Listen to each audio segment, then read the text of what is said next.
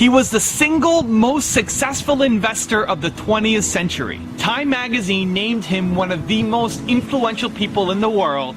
He's worth over $70 billion. He's Warren Buffett, and here are his top 10 rules for success. How can other people tap dance to work? What's the secret of that? You find your passion. You find your passion. I was very, very lucky to find it, you know, when I was 7 or 8 years old, and you know, and fortunately, my children have found their passion. One son loves farming like nothing else. One son loves music like everything else, and all three of them love philanthropy and what they get to do. You're lucky in life when you find it, and you can't guarantee you're going to find it in your first job out. But I always tell the college students that come out, I say, take the job that you would take if you were independently wealthy. You know, you're going to do well at it. If you think you're going to be a lot happier if you've got 2X instead of X, you're probably making a mistake. I mean,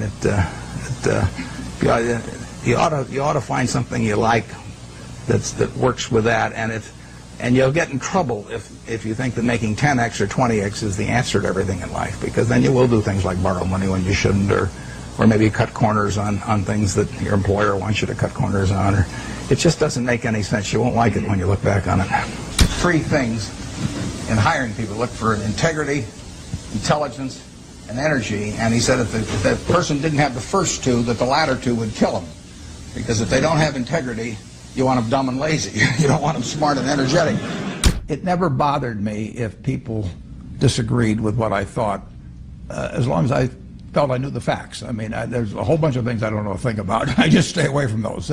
So I stay within what I call my circle of competence. You know, and Tom Watson said it best. He said, you know, he said, I'm no genius, but I'm smart in spots, and I stay around those spots. Well, I try and stay around those spots, and I just don't have a problem if somebody says, you know, you're wrong on something. I go back and look at the facts, and I think that really is much more important, frankly, than having a few points of IQ or having an extra course or 2 in school or anything of the sort. You need emotional stability.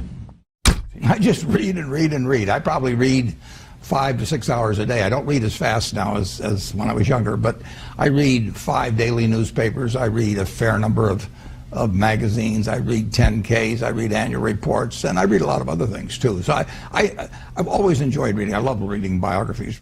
Famous lesson about a margin of safety, that you don't drive a truck that weighs 9,900 pounds across a bridge that says limit 10,000 pounds, because you can't be that sure about it. If you see something like that, you go down a little further down the road and you find one that says limit 20,000 pounds, and that's the one you drive across. The nature of capitalism is that people want to come in and take your castle. It's perfectly understandable. I mean, if I'm selling television sets or something, there's going to be 10 other people that are going to try and sell a better television set. If I have a restaurant here in Omaha, people are going to try and copy my menu and give more parking and take my chef and so on. So capitalism's all about somebody coming and trying to take the castle. Now, what you need is a castle that has some durable competitive advantage, some castle that has a moat around it. And that moat, one of the best moats in many respects, is to be a low-cost producer. But sometimes the moat is just having more talent. I mean, if you're the heavyweight champion of the world and you keep knocking out people, you've got a competitive advantage as long as you can keep doing it. And it's very profitable if you're the one that happens to be able to do it. If you can turn out great motion pictures, I mean, you know, Steven Spielberg, I mean, he's a fellow to bet on, and it has enormous economic value. You'd be surprised at my days. I mean, they're very unstructured, no meetings. None. I mean, I don't like meetings, and I read a lot. I wish I were a faster reader. You know, I'd get more done. But I do read a lot, and I'm on the phone a moderate amount. Our businesses run themselves basically out there. My job is allocating capital, and that's what I'm thinking about. But I don't like to have things all packed hour to hour to hour. And Bill and I are both extraordinarily lucky. I mean, we really get to do what we like to do, the way we want to do it, with people that we choose to be around, and they're terrific. I mean, we've really got everything our way, and we're very fortunate. And in his world, he has a different kind of pace than I have, but we both love it the way we do it. And my guess is that we're each the most productive in that particular mode too, because it fits our personalities and aptitudes. What kills great businesses, if you look at, I do believe in looking at history, and I try to, I like to study failure, actually. And my partner says, all I want to know is where I'll die, so I'll never go there. And we want to see what has caused businesses to go bad. And the biggest thing that kills them is complacency. I mean, you want a restlessness, a feeling that, you know, that somebody's always after you, but you're going to stay ahead of them.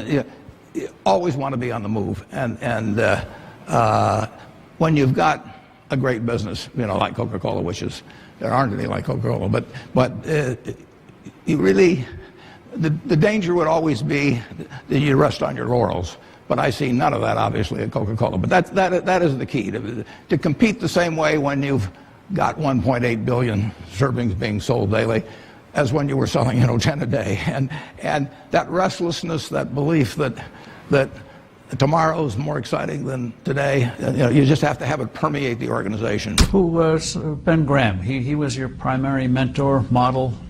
He was a wonderful man, and he was my professor at Columbia. I read his book when I was 19 at the University of Nebraska, and I'd started investing when I was 11, and I started reading about it when I was like 7. So I'd gone through I read every book in the Omaha Public Library that there was on, by the time I was 12, on investing and stock market. And I had a lot of fun, but I never really found out, I never got grounded in anything. And it was entertaining, but it wasn't going to be profitable. And then I read Graham's book, The Intelligent Investor, when I was at the University of Nebraska. And that just opened the whole thing up to me. Yeah, and I named my oldest son is named Howard after my dad, Graham Buffett, and he was a marvelous man. Never expected anything from me in return. Ben Graham, in his low teens, looked around and he looked at the people he admired, and he said, you know, I want to be admired, so why don't I just behave like them? And he found there was nothing impossible about behaving like them. And similarly, he did the same thing on the reverse side in terms of getting rid of those qualities.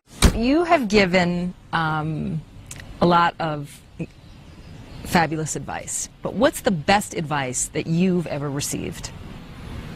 Well, I received it in a variety of forms, particularly from my father when I was very young. But I mean, he basically, I think, taught me how to live. Not that I did it perfectly or anything like that, but I mean, he was giving me lessons, but he wasn't doing it by preaching to me. He was doing it by example. But basically, well, the biggest lesson, in a sense, I got is the power of unconditional love. I mean, I think there is no power on earth like unconditional love, and I think that if you offered that to your child, I mean, you're 90% of the way home, and there may be days when you don't feel like it. It's not uncritical love. That's a different animal. But to know you always can come back, I mean, that is huge in life. That takes you a long, long way. And I would say that every parent out there that can extend that to their child at a very young age, it's going to make for a better human being. And you felt like you got that kind of unconditional love from your dad? I absolutely did, yeah. That is a powerful thing. It is a powerful thing.